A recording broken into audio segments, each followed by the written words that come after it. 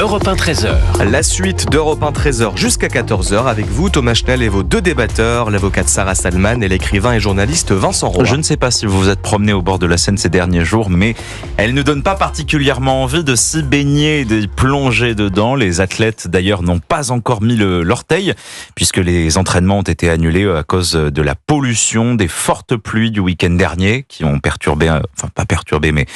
compliqué la cérémonie d'ouverture des Jeux Olympiques.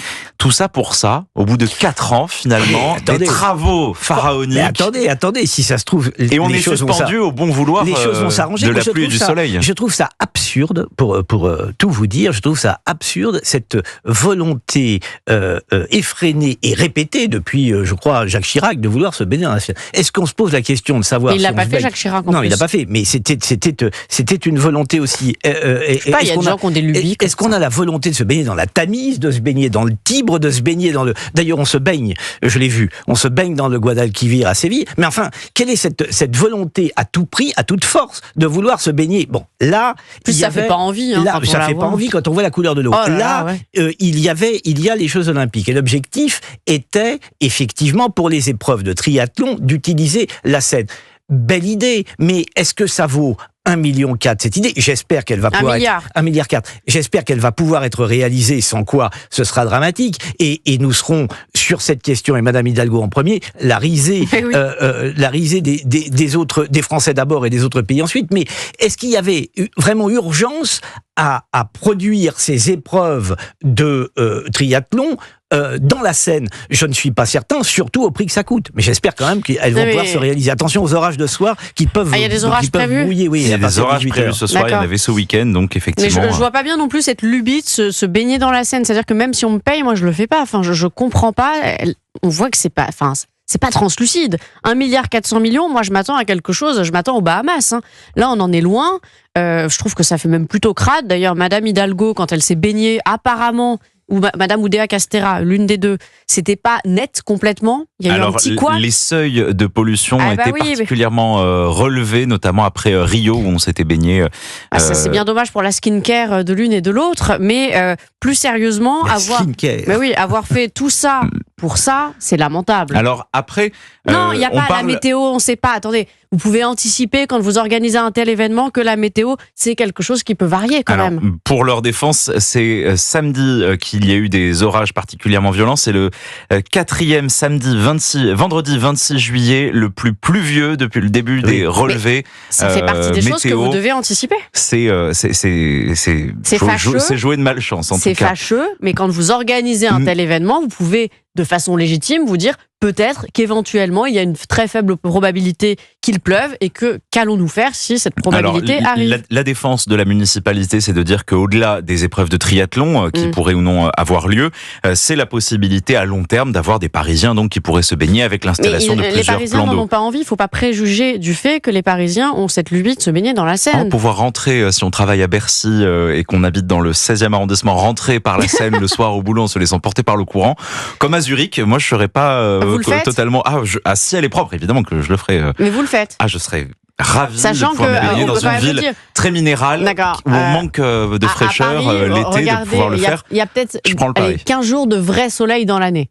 C'est-à-dire que septembre à décembre, vous le faites pas. Non, mais au-delà de mon cas personnel, on parle souvent des Jeux Olympiques comme étant un accélérateur pour les investissements en infrastructure.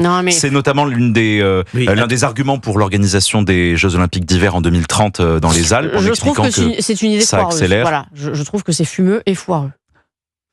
Ouais, écoutez, que les gens veuillent et la volonté de se baigner dans la Seine, j'en sais rien. Moi, je suis je pense qu'aller à la piscine municipale sera plus simple. Un peu comme vous, Sarah, je trouve ça un peu suspect, mais après tout, pourquoi pas? En tous les cas, ça m'a l'air mal parti. Alors, je me suis laissé dire, c'est à vérifier, que toute la difficulté était à Paris, consistait en ceci que, à partir du moment où les égouts étaient engorgés, ils se déversaient dans la Seine. Super, ça fait toute l'idée des 1,4 milliard qui ont été dépensés, c'est de dévier ces flux des égouts de manière à ce que, et en revanche, dès lors qu'il pleut ou qu'on a un orage, etc., on ne peut plus dévier ces flux, d'où les difficultés que nous avons. Tout ce que je dis là est à vérifier, mais enfin, c'est une explication technique. technique que On verra en tout cas demain donc si cette épreuve de triathlon se transforme en duathlon. Il n'y aurait donc plus d'épreuve de natation, seulement du vélo et de la course. Un peu ridicule. Ce qui fausserait et par conséquent, ce qui serait dramatique. Ce qui est plus étonnant, si vous voulez mon avis pour aller au fond de l'affaire, c'est que il n'y ait pas eu l'imagination d'un plan B. Oui. C'est ça qui est très curieux. Et c'est le plus curieux, c'est-à-dire que, mais bien entendu, puisque à partir du moment où ça ne pouvait pas se réaliser, où on pouvait suspecter que cela ne se réalise pas, on anticipe. Alors, écoutez, je vous propose qu'on accueille par téléphone François qui est avec nous en direct. Bonjour François, merci d'être avec nous. Bonjour François. Vous êtes à Deauville. Qu'est-ce que vous faites dans la vie, François? Qu'est-ce que vous faisiez? Moi, je suis retraité. Retraité de quoi? J'étais retraité commercial chez Renault. Alors dites-nous, vous, cette scène impraticable, finalement, vous le regrettez?